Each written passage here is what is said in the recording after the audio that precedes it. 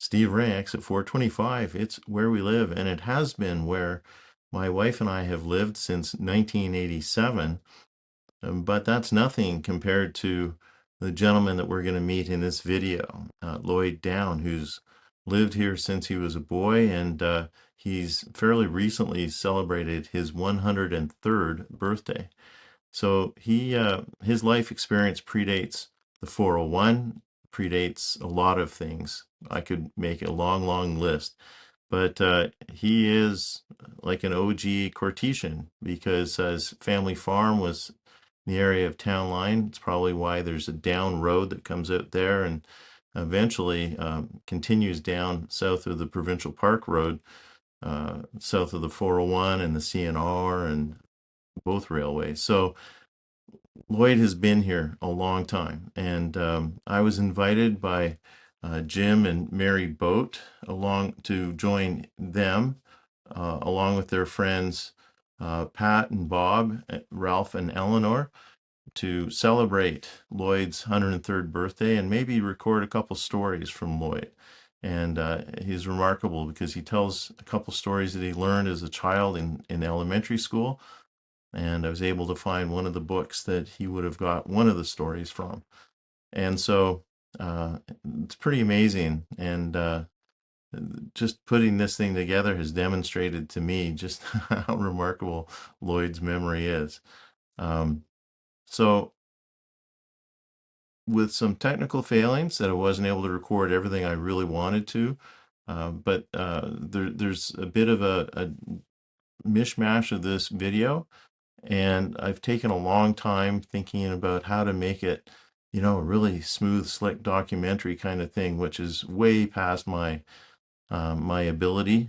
So I'm not doing that. I'm conceding that, and going to get this out. But his two stories are great and recorded in one piece in one go. There was no retakes or anything, and you'll love his enthusiasm for telling the stories, and both have some deeper meaning, which is probably why they were taught to the kids such a long time ago. So without any further ado, and with great thanks to the mayor of Courtice and the first lady of Courtice, Jim Bode and his wife Mary, for inviting me to join this group who at one point were all members of the GM choir, and they've maintained a long friendship to the point that they celebrate with Lloyd every few months, and on this occasion on January 23rd, we sat down and had a little birthday party for Lloyd a week after his official birthday, which I imagine he celebrated with some family. So what a great honor to be included with that group, and such an interesting group of people. So, and then of course highlighted with Lloyd. So please enjoy this. And if you're looking for a great smooth documentary, I'm sorry, it's not happening. I'll add things where I can, but it'll still be a little choppy. But hopefully there's enough good stories in there of Lloyd's that it'll be a worthwhile view for a few minutes of your time. Thanks so much, Steve Ray, exit 425. It's where we live, and it's where Lloyd's lived for a long time.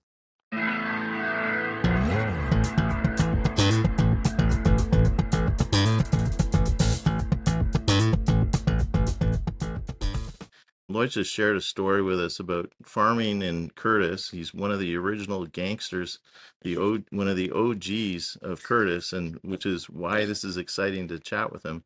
And he was just telling us about being sent to Toronto to get a Massey tractor repaired when he was 16 years old, and driving in from Town Line and 401, what we know now, because there was no 401. So when was the 401 built, and was that kind of an amazing thing to see happen? Farm was one of the farms that didn't accept that $100 an acre payment, and kept their own farm right up till, well, I don't even know when it was really sold. And that's the pickle farm that now farmed is ourselves. right next to Darlington Provincial Park. Wow. up growing apple trees right now. You know. Um, and so you were telling us earlier that you knew all the farms that made up the Darlington Provincial Park. Yeah, So that must have been part of your playground, really, as a youngster. it was close to the marsh, in which we used to use the marsh. We skated on it, and I wasn't a skater. I'll just have to. I do remember we never owned. We were a big family, and I never even owned a pair of skates. I wore my brother's skates that were too big for me. We stuffed the toes full of paper so that we try to make them fit. So I never owned a pair.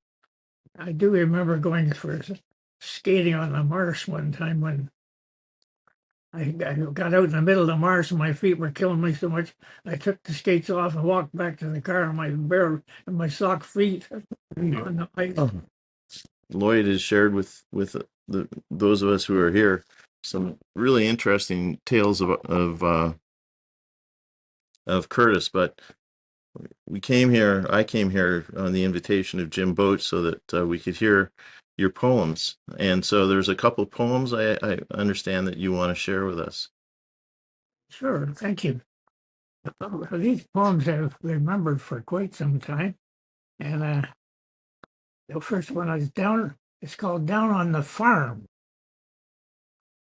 and it goes as such: Down on the farm, about 4:30, I slip on my pants and sneak out the door.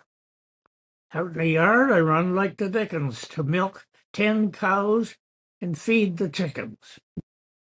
Clean out the barn, curry Nancy and Jigs, separate the cream and slop the pigs. Work for 2 hours, then eat like a Turk, and by heck, I'm ready for a full day's work. I grease the wagon, put on the rack, throw a jug of water in an old grain sack, hitch up the horses, hustle down the lane. Let's get the hay in, looks like rain. I look over yonder, sure as I'm born, the cattle on the rampage, cows in the corn. I head across the meadow, I run a mile or two, heaving like I'm windbroke, get wet clear through. And then back to the horses, and for recompense, Nancy gets a straddle of the barbed wire fence. Joints all aching and muscles in a jerk. I'm not really ready for that full day's work. I work all summer till winter is nigh. I figure up the books and heave a big sigh. I worked all year. I didn't make a thing. I got less cash now than I had last spring. You know, there's some folks tell us there ain't no hell. Well, they never farmed, so how could they tell? Spring rolls around. I take another chance. Well, the fringe grows longer on these old gray pants. Give my spenders a hitch, my belt another jerk, and by heck, I'm ready for another year's work. So that's awesome. I loved your enthusiasm too. So, a quick reminder to anyone who's listening to this that Lloyd has just in the last week turned 103. So, um, I'll be happy if I can recite a poem with that kind of enthusiasm at 63. So, there we go. And you have another story for us.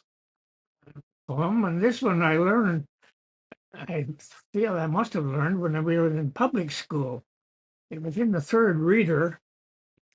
I remember a little hard-covered, small, thin little booklet. It was on page 26, and it was called Somebody's Mother.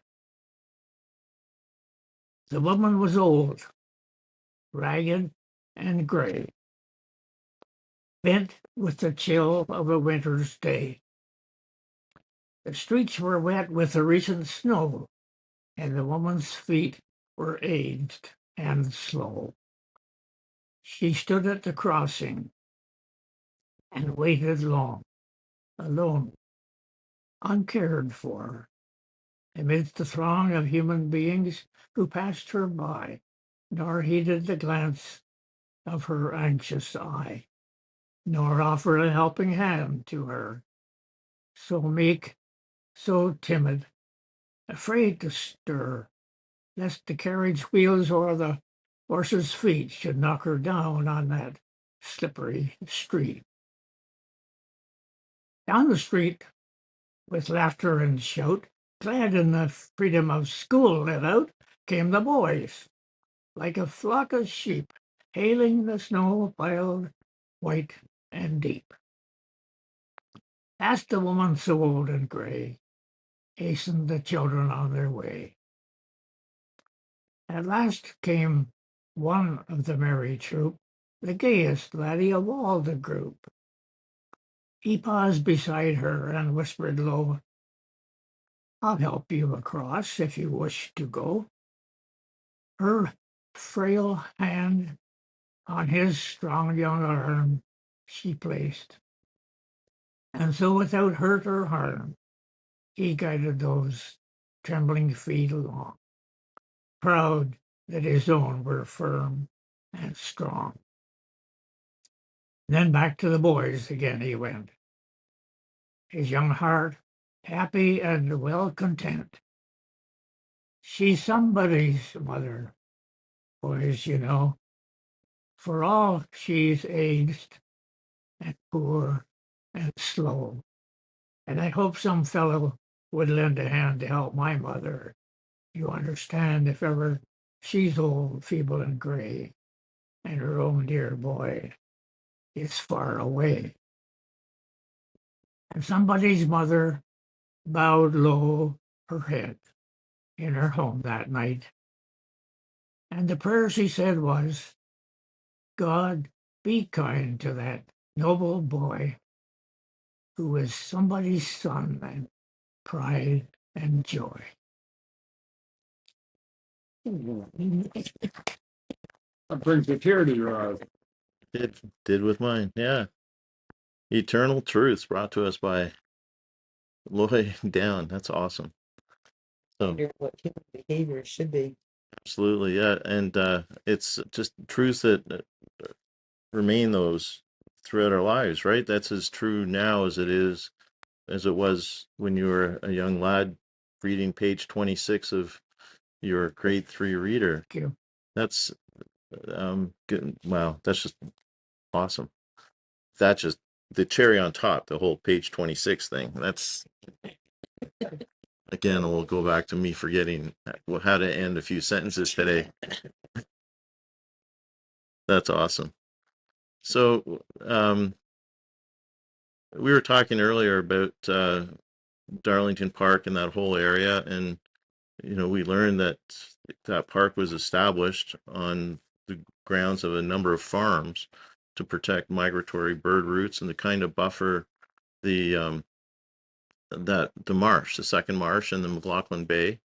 And I've shared with you that they're developing, and it's a bit of question mark what might end up there, but my thoughts are anywhere from any kind of subdivision right through to potential for a casino.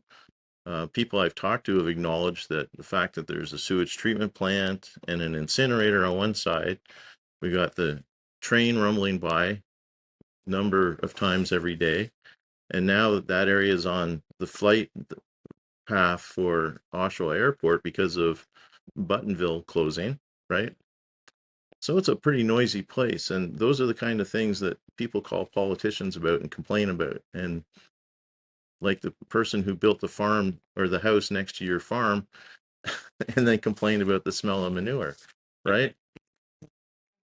Right? I mean, it happens. And so a casino would shut that down. They wouldn't have to do that. So any thoughts about development there? No, I often wonder what promotes development, and as you call it, it's I guess what first of all I think it's something that develops where they can make money at. The almighty dollar is the foremost factor, a reason, and one thing leads to another, of course. But a lot of I suppose development's in the eye of whoever's cashing in on it, right? Because it may not be development for people who live nearby. It's getting worse, right? And the same way that we like to talk about progress of certain things, but often it's not progress. everybody's likes and dislikes are different, too.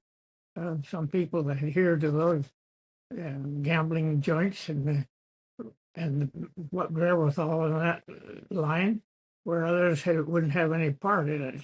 So it's a big, wide world and subject to all kinds of activities.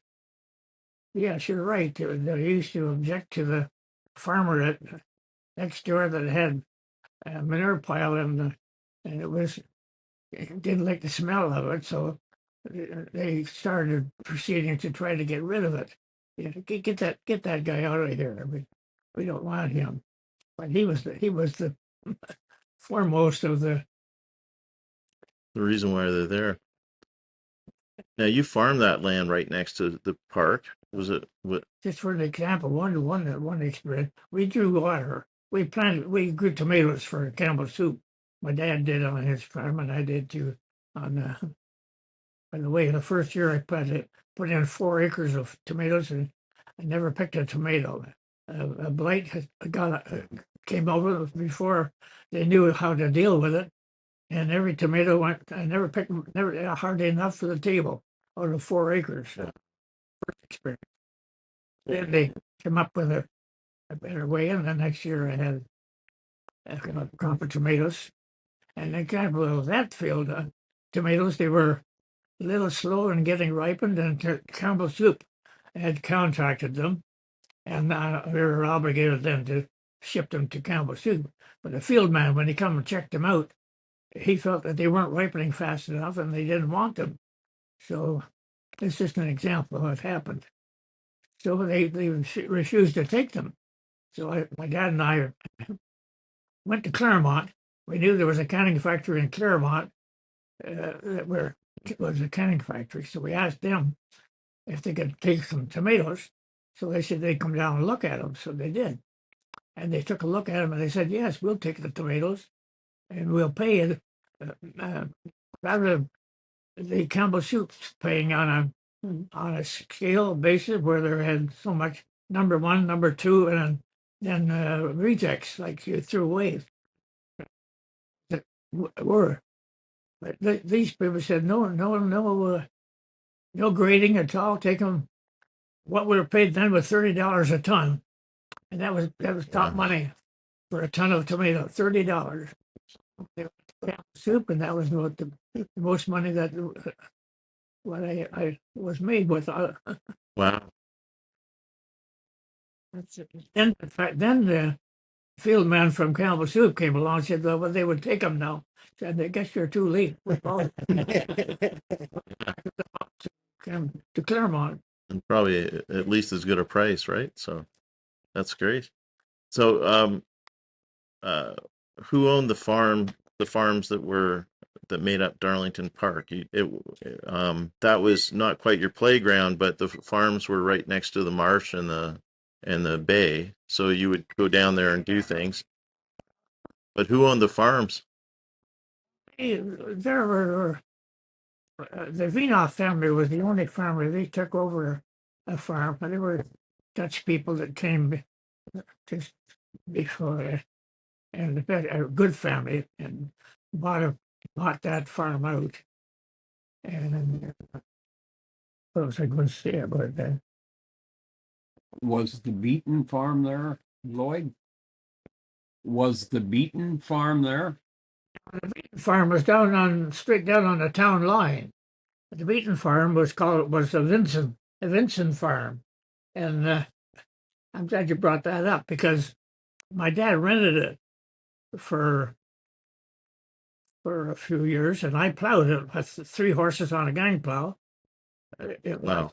So I'd go down and take in the morning and had the horses out in the pasture and put them in and feed them up and harness them and hitch them onto a gang plow and plow all day. That was when the Vincent family owned it, and the word was then, you know how popular that property is now and what developed from it. That farm could have been bought for $4,000. Why my dad didn't buy it, I don't know, but $4,000 was fair money. You didn't have big money in those days, but Wow. and that's a fact. That Wow. was on the town line as well. One time we ran out of pasture up home, and we took our whole herd and drove them down the town line over 2 railroad tracks, CPR and the CNR, and into the farm there around the marsh, and milked the cattle there, let them eat the grass that was available, and go down and we milked them morning and night. Took the milk up home and put it in the cooling machine milk house at home. But I had little experience when I mentioned driving cattle over the railroad. The farm that I had was a railroad between our north field. Was one field that was on above the railroad, the CPR, and I had my cattle pastured up there. And I was very careful when I went to get them to bring them to the barn to milk. So I checked the railroad, but the CNR was quite a long stretch of track. So I checked that out and brought the cattle to the gate. Then when I could feel it was clear, I let the gate open and let them go. So I did that this day, but then I see a freight coming. I'd had some of my cattle out on the road, and one in particular was quite anxious to get to the barn because she knew she had a feed shop there for her, and the rest of them stopped and waited, and I kept them back. But this one cow determined she was going to go down and get her a feed of chop. I had a, I ran with her right against the train, came right up to her, and I tried to keep her from going ahead in front of it, but I failed. Train hit the cow, threw her into the ditch, killed her. And that's a tragedy. And that's, Bang. wow, that must have been awful. You know, it's the little risks in farming that you subject yourself to. You deal with it as it is, don't you? Whatever it is. But Wow. And that's the challenges of farming. And that one is, you tried so hard. You must have felt terrible. Did you go to the plowing match in Coburg in 1952? You said you've been plowing, and so we plowed in the plowing match, and he was pretty good at it. A single plow, first in team. And I was always, my oldest brother always knew that I could drive a team straight. When we planted corn, we used to pride ourselves on planting it straight, and put up stakes. Even plowing, put up stakes. So he knew I could drive a team straight. So he said to me one time, he said, "You're going to plow at the plowing match." I said, "No." Yeah. I said, "Yeah, well, I'll coach you." He said, "I'll coach you." He coached my brother before, and I never plowed with a single plow even. I never even had plowed with a single plow. You know what I mean by a Yep. single plow? Mhm. Yeah. And he said, "You take the team and go and the single plow, go out in the orchard up home and plow up and down between the rows of trees and get to learn how to handle a single plow." And that's true. And that took him put the plow on a wagon and drove my team from home to Columbus, and that's where the plowing match was. Right at Kingdom, Simcoe Street, and just south of Columbus. Just Winchester. across there. Winchester? Yeah, You know where I mean? I know what you mean though. Yeah, yeah. Wow. Right. Good land for it. Yeah. Plowing match, and I never plowed it with a single plow. He would Wow.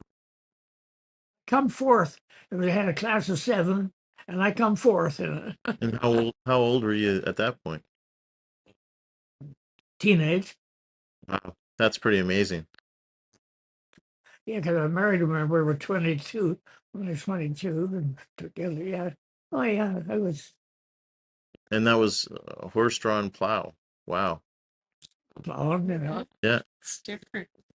Dad used to plow a single plow. When we worked the Vincent farm, I plowed there, as I told you. And my brother Carl, one day, my brother and my dad both came down with the outfit, dad with 3-horse hitch, and plow, except dad had a single plow. I had a 3-horse hitch with a kid kangaroo plow, and Carl. There's enough variables and challenges in driving a small tractor with a plow, never mind a team of horses. Yeah. Right? Um, for me, like old fashioned would be like an old Massey tractor that my neighbors had on their 50 acres of pig farm across from us up in Eudora, and I think a 3 or 4 furrow plow, and that was pretty old technology compared to what they have now, right? So, have you been able to sit in one of the tractors, one of the big tractors now? Didn't have any of the big tractors. No, Dad. Well, we had different tractors, of course. A John Deere, I guess, was one of them, one of the bigger ones. My brother had a John Deere, which you could, but not. Oh, some were quite. Well, they're the size of transport trucks, and I just can't even imagine the expense that they represent to the farmers. I mean, I guess that part of it's a little more controllable in terms of horse-drawn plow, but for a teenager to be doing that in a plowing match, that's pretty amazing. Oh, This is an amazing man. I'm learning that. So, um, yeah, Mary just said over my shoulder, "This is an amazing man," and there's no question about that. Again, 103. We're reciting poems from grade 3. That's pretty impressive. So, But hard work early in life, I think, Yeah. adds to your longevity. yeah, yeah, getting Hard work never killed anybody young. Just mean it's 103 and they did it all manually. yeah. It could belong to, I belong to different groups, and